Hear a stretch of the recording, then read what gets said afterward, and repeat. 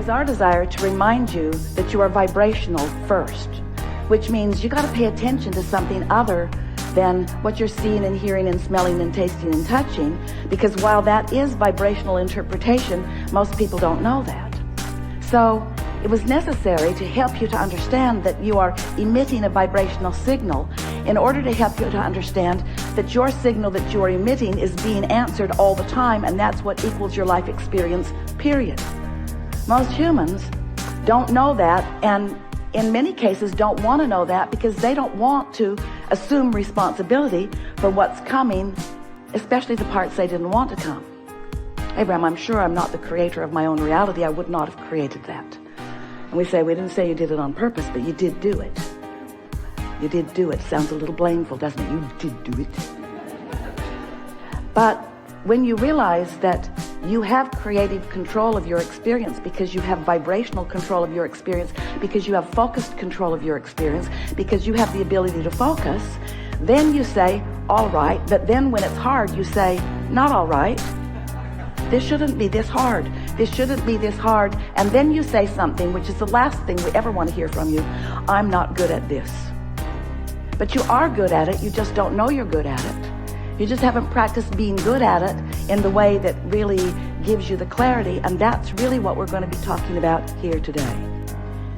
If you've been following us for a while, you've heard us say that you are the creator of your own reality. Blah, blah, blah. Enough of that.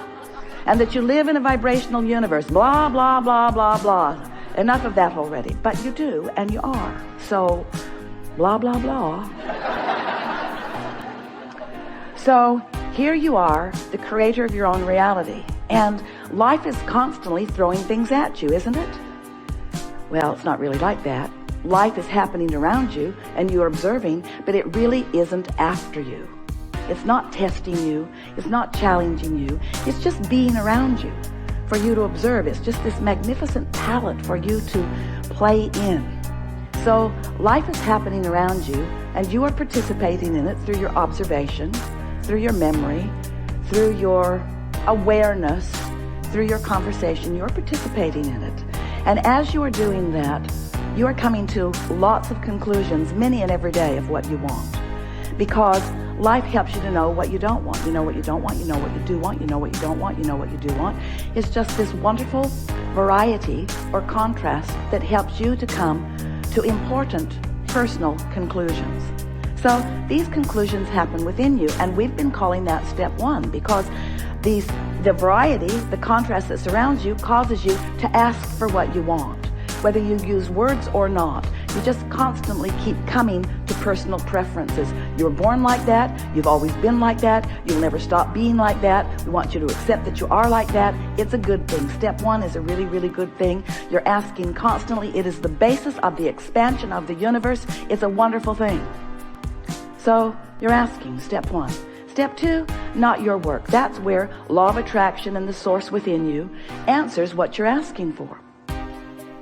When you emit a signal, the signal is answered. So ask, answer, ask, answer, ask, answer. But your discomfort is that there often appears to you to be quite a time gap between your asking and the universe answering. But there is not a time gap between the answer. There's just a time gap between you getting up to speed with the answer. You say, hey, Abraham, that can't be right, because I want it. I'm paying attention. If it were there, I would know it. And we say, it comes in a vibrational form first. And you say, oh, so that's the catch. You're giving me something vibrational that I can't see or hear or smell or taste or touch. So you can say all day that when I ask, it is given. Write a book about it if you want, Abraham. You can say that all day, but to me it doesn't feel like it's being given. And we say that's because you're in a different frequency from what you're asking for. You have to line up with what you're asking for. In other words, when you want more money because you clearly do not have enough, when you feel frightened or bound or in trouble financially or just not satisfied, when you feel that way, you are that way. And you say, no, I feel that way because I am that way. And we say, no, you am that way because you feel that way.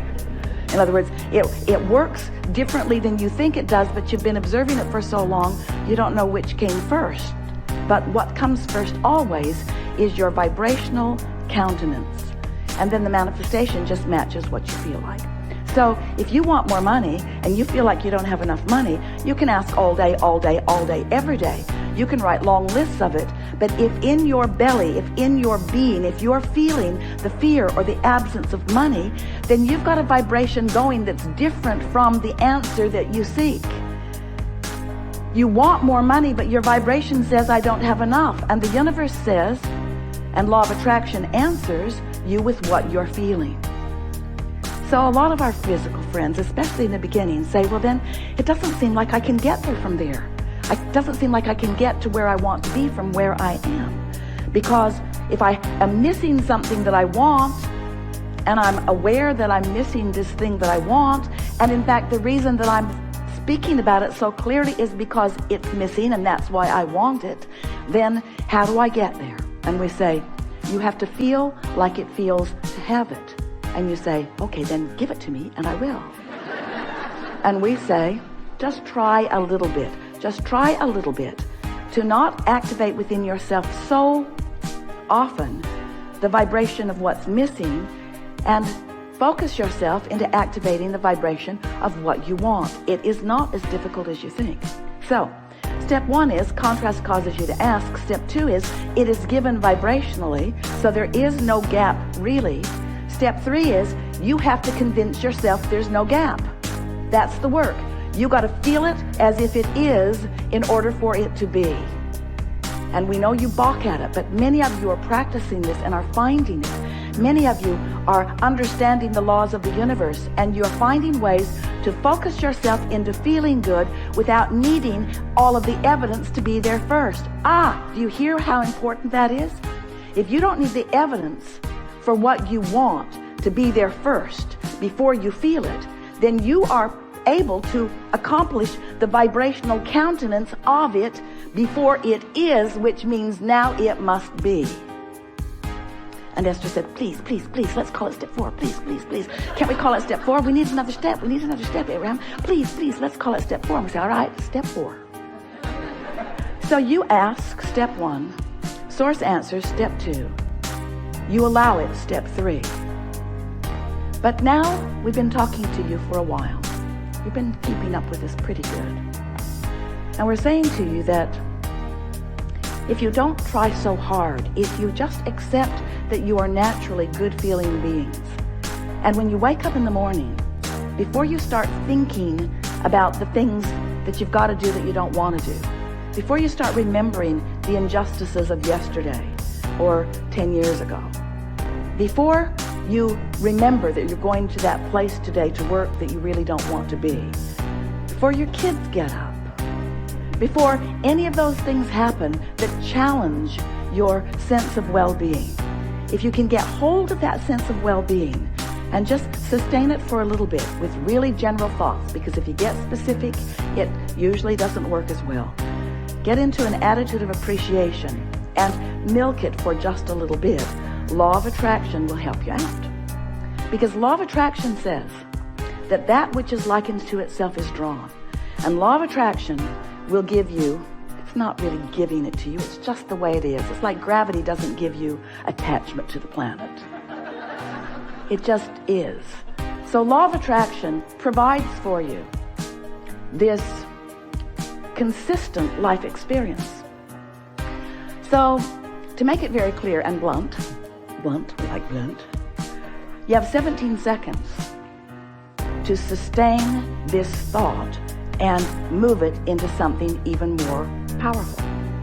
17 seconds and another thought like it joins it. And there is power, manifestational power in that crossing that 17-second mark that most people don't know about, or when they wake up, they would make very sure that they stay there for 17 seconds. So if you find a good feeling thought, or better said, if you wake up and don't introduce a not good feeling thought, because when you wake up, there's no thought. During that time of slumber, you have stopped the momentum of all thought.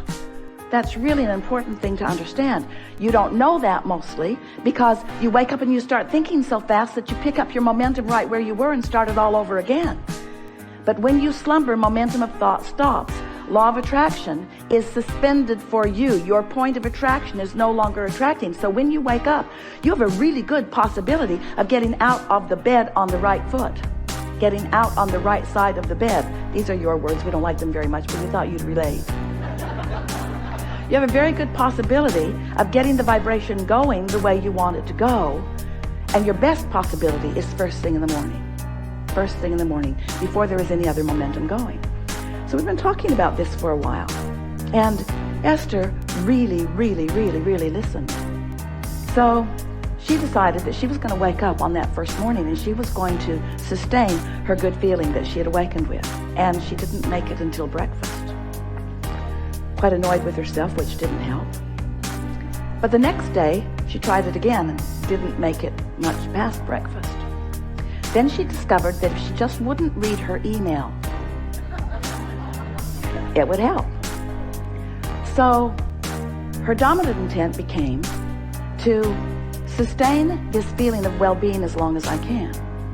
Just sustain it. And what she began noticing about the second week and third week and fourth week of doing that was that not only was it easy to find and maintain that frequency of feeling good, but there were all kinds of other benefits that began coming to her that these words won't give to you. You have to do it and find it yourself because words don't teach. So we're just explaining to you what Esther experienced. She found a new clarity that was not within her before. She found a sort of stable ride. She remembered Jerry's story of shock absorbers. He used to tell a story about he got a new car. He was test driving it. It was a beautiful Cadillac and it was in San Diego. And the salesperson took him down a road that Jerry thought no nice car should ever be on. And he was amazed at the ride that that car gave him, even on a very bumpy road, because the suspension system, the shock absorbers were such that even though there were bumps in the road, he did not feel them in that car.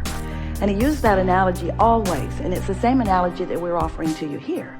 When you find vibrational alignment with who you really are, and you sustain it for a period of time, what happens is you get shock absorbers. So even though the same sort of things may be happening around you, you might even see some of them, although law of attraction makes it less and less likely that you're going to participate on any personal level with anything unwanted once you begin sustaining this vibration of well-being. But the whole point of all of this, we don't want you to become so vibrationally snobbish. Esther says, I'm a vibrational snob. I like clarity and I will not accept confusion. But when you care about how you feel and you practice it until you're in this place where you are sustaining it more consistently, then you don't feel like you felt before. You know how when you first start knowing that you are the creator of your own reality, and you get feeling pretty good, and then someone says something that takes you away from your good feeling, and you think to yourself, I'm never talking to you again. I'm going to avoid you. You are a downer. But then you find yourself in a sort of state of avoidance everywhere. You can't watch television. You can't really go out in the world. You have to give your children away. You just can't barricade yourself into enough solitude to really maintain the vibration, and you give up so much by trying to do that. The benefit of alignment shouldn't have to pay the price of being a hermit. You should be able to practice your alignment until you're so good at it that you can go anywhere, be anywhere with anyone, and maintain your vibration. And let's call that step 4. Because Esther wants to.